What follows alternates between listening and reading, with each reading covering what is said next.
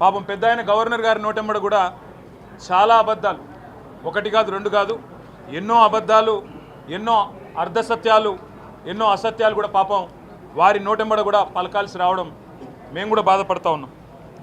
కాంగ్రెస్ సర్కారు యొక్క ఘోర వైఫల్యం వల్ల ఈరోజు రాష్ట్రంలో రైతాంగం ఆందోళనలో ఉంది. ఎక్కడికక్కడ పంటలు ఎండిపోతున్నాయి. రైతులు ఇప్పటికే 480 పైచిలకు మంది రైతులు ఆత్మహత్య చేసుకున్నారు. వాళ్లకు కనీసం ఒక్క మాట, వాళ్లకు సాంత్వన చేకూర్చే మాట, వాళ్లకు ఉపశమనాన్ని ఇచ్చే మాట, వాళ్ళకు భరోసానిచ్చే ఒక్క మాటనన్నా గవర్నర్ నోటెంబడి వస్తుందేమో.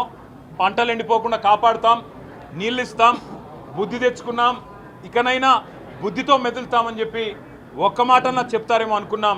ఒక్క మాట కూడా వారి నోటెంబడ రాలేదు.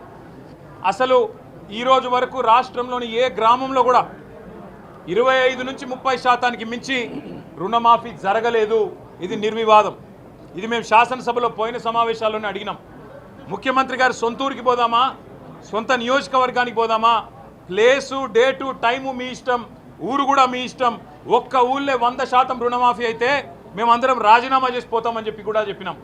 కానీ మళ్ళీ ఈరోజు గవర్నర్ గారి నోటెంబడ రుణమాఫీ అయిపోయింది, లక్షలాది మంది రైతులు సంతోషంగా ఉన్నారు అని చెప్పి అబద్ధాలు చెప్పించి గవర్నర్ గారి స్థాయిని కూడా దిగజార్చి ఈ కాంగ్రెస్ ప్రభుత్వం మళ్ళొక్కసారి తన భ్రష్టత్వాన్ని, తన నీచత్వాన్ని బయటపెట్టుకుంది.